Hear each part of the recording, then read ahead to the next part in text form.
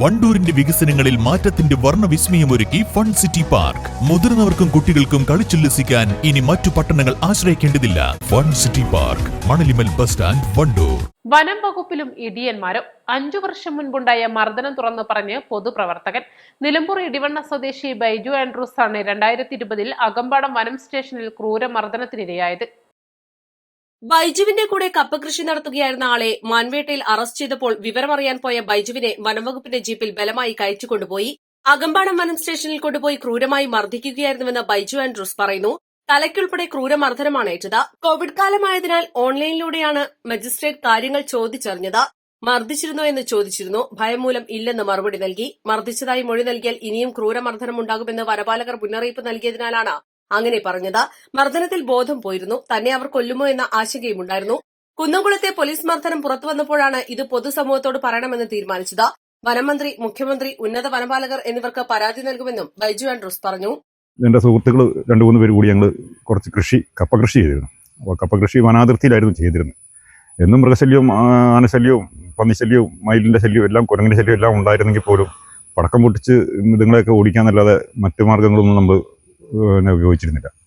പക്ഷേ ഒരു സുപ്രഭാതത്തിൽ ഒരു ദിവസം രാവിലെ എൻ്റെ സുഹൃത്ത്, അന്ന് കൂടെ ഉണ്ടായിരുന്ന എൻ്റെ സുഹൃത്തിനെ ഇവർ ഫോറസ്റ്റുകാർ ഒരു നായാട്ട് കേസുമായിട്ട് ബന്ധപ്പെട്ട് അറസ്റ്റ് ചെയ്തു എന്നറിഞ്ഞപ്പം ഇവനെ വീട്ടിലേക്ക് കൊണ്ടുപോയി എന്നറിഞ്ഞപ്പോൾ ഞാൻ അവൻ്റെ വീട്ടിലേക്ക് പോകുന്ന വഴിക്ക് ഫോറസ്റ്റ് വണ്ടിയിൽ സുഹൃത്തിനെയും കയറ്റി വരുന്നത് ഞാൻ കണ്ടു. അപ്പോൾ ഞാൻ എന്താണെന്ന് അന്വേഷിച്ചപ്പം ഫോറസ്റ്റ് വണ്ടി അങ്ങോട്ട് കടന്നു പോയപ്പോൾ ഞാൻ അവരുടെ വീട്ടിൽ പോയിട്ട് ഇവനെ അന്വേഷിക്കാമെന്ന് വിചാരിച്ചിട്ട് ഞാൻ അവരുടെ വീട്ടിലേക്ക് പോവുകയും വീട്ടിലേക്ക് പോകുന്ന വഴിക്ക് തന്നെ ഈ പോയ ഫോറസ്റ്റ് വണ്ടി തിരിച്ചു വന്ന് എന്നെ കൈ കാണിച്ച് നിർത്തി. അന്നുണ്ടായിരുന്ന എൻ്റെ ഫോറസ്റ്റർ സജീവൻ സാറ് വൈകി നമുക്ക് സ്റ്റേഷൻ വരെ ഒന്ന് പോകണം, കുറച്ച് കാര്യങ്ങൾ ചോദിച്ചറിയാനുണ്ട്. അപ്പോൾ ഞാൻ പറഞ്ഞു, ഞാൻ എൻ്റെ ബൈക്കിന് വരാം എന്ന് പറഞ്ഞപ്പോൾ വേണ്ട, നമുക്ക് ഈ വണ്ടിയിൽ തന്നെ പോകാമെന്ന് പറഞ്ഞ് എന്നെ കയറ്റിക്കൊണ്ട് പോയി. സ്റ്റേഷനിൽ കൊണ്ടുപോയി ചെന്ന് കഴിഞ്ഞപ്പോൾ സ്റ്റേഷനിലേക്ക് കയറുന്ന ആ സമയത്ത് തന്നെ ഫോൺ തരാൻ പറഞ്ഞു. അപ്പോൾ ഫോൺ ഞാനിങ്ങനെ കൊടുത്തു കഴിഞ്ഞപ്പം അവിടെ നിന്നിരുന്ന അബ്ബാസ് എന്ന് പറയുന്നൊരു ഫോറസ്റ്റ് ഉണ്ടായിരുന്നു. അയാൾ ഇവിടെ വെറ്റിലപ്പാറ പോണ വഴിക്കുള്ള അരീക്കോട് സ്വദേശിയാണ്. അയാൾ എന്നെ കോളറിനെ പിടിച്ചിട്ട് എൻ്റെ ചെവിക്കിൽ നോക്കി 2 അടി.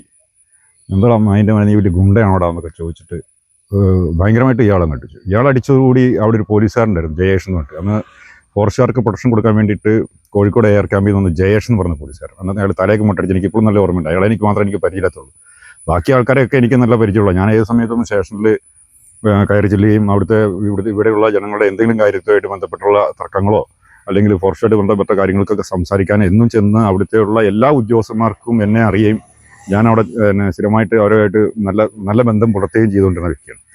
ഇവർ ഒരു 3-4 പേര് കൂടി ജയേഷ് അടിച്ചു. ജയേഷ് എന്ന് പറഞ്ഞ പോലീസുകാരനാണ് എന്നെ കണ്ടമാനം അടിച്ചത്. പിന്നെ ഒരു റിയാസ് എന്ന് പറഞ്ഞിട്ടൊരു മൂത്തളങ്കാരനൊരു ഒരു മിലിഞ്ഞിട്ടൊരു ഒരു ഗാർഡാണ് അയാളും അങ്ങനെ വളരെ മെലിഞ്ഞ ശരീരപ്രകൃതിയാണെങ്കിലും അവൻ ഭയങ്കരമായിട്ട് എൻ്റെ മരക്കഷ്ണമൊക്കെ എടുത്ത് എൻ്റെ പുറത്ത് കൂടെ അടിക്കുകയും അവിടെ ഒരു എന്നെ അകത്തെ മുറിയിലേക്ക് കൊണ്ട് കട്ടിലേക്ക് ഒരു തള്ളിയിട്ട് ഈ പുറത്ത് കയറി ഈ ജയേഷൻ്റെ പുറത്ത് മുട്ടുകാൽ വെച്ചിട്ട് ഒരുപാട് കുത്തിക്കുന്നു. മുട്ടുകാലിന് എൻ്റെ പുറത്തിടിക്കുകയും എന്നെ എഴുന്നേൽപ്പിച്ച് നിർത്തി എൻ്റെ 2 സൈഡിൽ വാരിലിന് ഇടിക്കുകയും ഒക്കെ ചെയ്തിട്ടുണ്ട്. അതിനുശേഷം ഞാൻ പറഞ്ഞു, എന്തിനാണ് നിങ്ങൾ എന്നെ അടിക്കുന്നത്? നിങ്ങൾ എന്നെ അടിച്ചതിൻ്റെ കാര്യം പറഞ്ഞിട്ട് അടിക്കുകയാണെങ്കിൽ കുഴപ്പമില്ല. എന്താണ് സാറേ ഞാൻ നിങ്ങളോട് ചെയ്ത് തെറ്റ് എന്താണ് വിഷയം പറയൂ.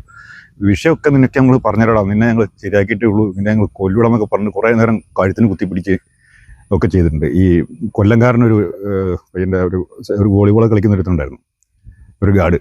അവനും ഭയങ്കരമായിട്ട് ഇവർ 4-5 പേര് കൂടി എന്നെ അടിച്ചു കഴിഞ്ഞപ്പോഴത്തേക്ക് എനിക്ക് കുറച്ച് നേരത്തേക്ക് കണ്ണൊന്നും കാണാൻ പറ്റാത്ത അവസ്ഥയും തലയ്ക്കൊക്കെ ഭയങ്കര മരപ്പ് തോന്നി. ഞാൻ പറഞ്ഞു, എനിക്ക് വെള്ളം വേണമെന്ന് പറഞ്ഞു. വെള്ളമൊന്നും എനിക്ക് തരികടാ എന്നൊക്കെ പറഞ്ഞ് വളരെ ചീത്തയും ഭയങ്കര മോശമായ രീതിയിൽ ഭയങ്കര ചീത്തയൊക്കെ വിളിച്ച് എന്നെ കട്ടിലിൻ്റെ ഞാനിപ്പോൾ കട്ടിലേക്ക് കിടന്നപ്പോൾ എന്നെ കട്ടിലിൽ നിന്ന് വലിച്ചു താഴെ എടുപ്പിച്ചു. എന്നിട്ട് പറഞ്ഞു, നിൻ്റെ സുഹൃത്തവിടെ കിടക്കുന്നുണ്ടാ, അവനുണ്ട് പണി, അവനിട്ട് ഞങ്ങൾ കൊടുക്കുന്നുണ്ടാ എന്നൊക്കെ പറഞ്ഞിട്ട് ഭയങ്കര ഒരു പ്രത്യേക രീതിയിലുള്ള സംസാരവും കാര്യങ്ങളും. കുറേ നേരം അടിച്ചു കഴിഞ്ഞപ്പോഴത്തേക്ക് അവിടെയുള്ള മുതിർന്ന 1-2 സ്റ്റാഫുകൾ വന്നിട്ട് മറ്റവരെയൊക്കെ പിടിച്ചു മാറ്റി. അപ്പോൾ എനിക്ക് അന്നേരം മറ്റേ ആൾ കൊണ്ട് കുറച്ച് വെള്ളമൊക്കെ തന്നു.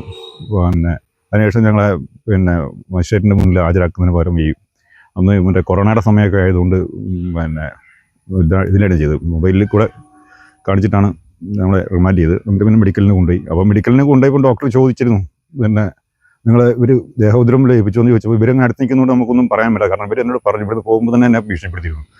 നീ ഡോക്ടറെ അടുത്തോ മനുഷ്യൻ്റെ അടുത്തോ ഞങ്ങൾ നിന്നെ ഉപയോഗിച്ച കാര്യം പറഞ്ഞെങ്കിൽ ഞങ്ങൾ വീണ്ടും ഇങ്ങോട്ട് തന്നെ കൊണ്ടുവരിക, പിന്നെ ഇന്ന് ഞങ്ങൾ എന്നെ റിമാൻഡ് ചെയ്യാൻ കൊണ്ടുപോകില്ല, ഇങ്ങോട്ട് തിരിച്ചു കൊണ്ടുവന്നിട്ട് ഇന്ന് രാത്രി കൂടെ തന്നെ പരിപാടി തീർക്കൂടാന്നൊക്കെ പറഞ്ഞ് എന്നെ അങ്ങനെ ഭീഷണിപ്പെടുത്തിയോണ്ട് എനിക്കൊന്നും പറയാൻ പറ്റില്ല.